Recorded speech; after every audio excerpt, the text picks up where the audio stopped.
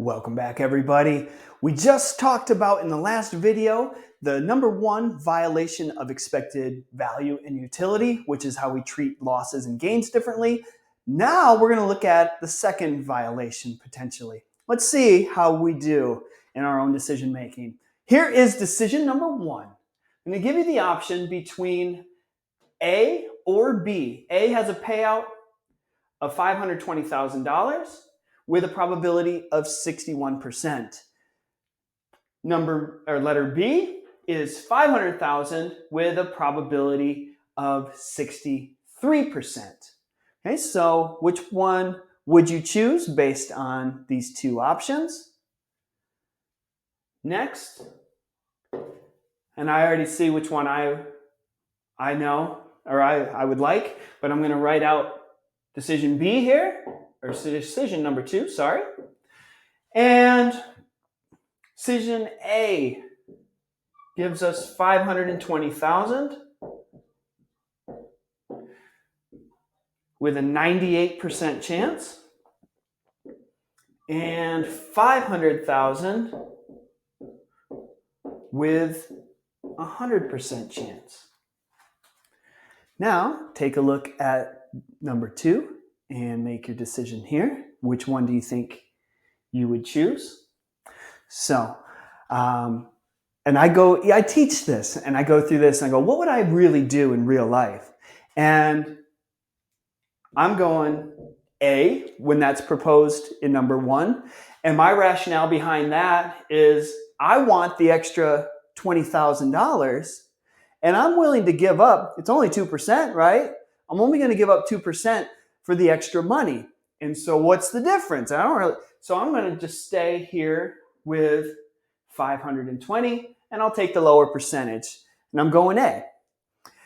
In number two, the same thing is proposed, same numbers, the extra 2%. Suddenly I go, wait a minute. I'm not going to risk it. I want a guaranteed $500,000. Why would I risk a 2% chance of walking away with nothing for an extra $20,000? So now, can you see the inconsistency of this? And this is what the majority of people will do anytime we test this. And it should be noted, just so we're all clear, this is called the Allais Paradox. This is out of France.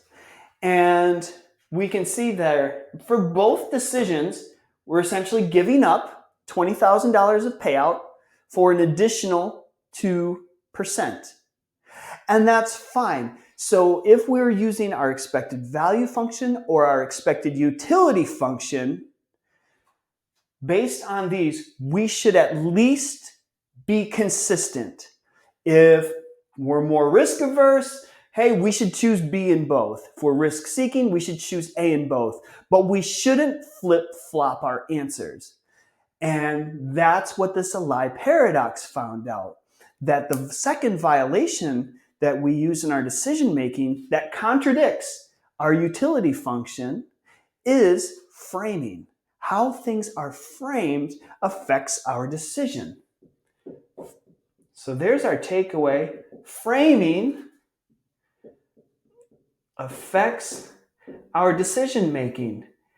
And we become inconsistent decision makers. And I'm not apologizing for that, because if I was actually given the automatic $500,000, I'm going to take it. I'm not going to put it up for risk. But I do have to recognize that I'm going to be inconsistent here, because I am willing to do that when it's 61 or 63. And so when we come back to prospect theory, we're going to do a deeper dive. But just start to notice in your own world, when we're looking at framing decisions, how we frame it, does it affect our decision making? So if we're buying some meat at the store, some ground beef in a US supermarket, and it says 80% fat free, it's framing it in a way that is positive. Hey, look at it's fat free. They're not saying, hey, this meat is 20% fat that will ooze off into your pan as you cook it. And so you see, there's framing all around us. And that's what makes us violate some of our expected utility as well, and in other decisions in our lives. When we come back, we are going to do our third violation of expected utility, and that is our final one before we move into our final phase of this introductory section. We'll see you next time.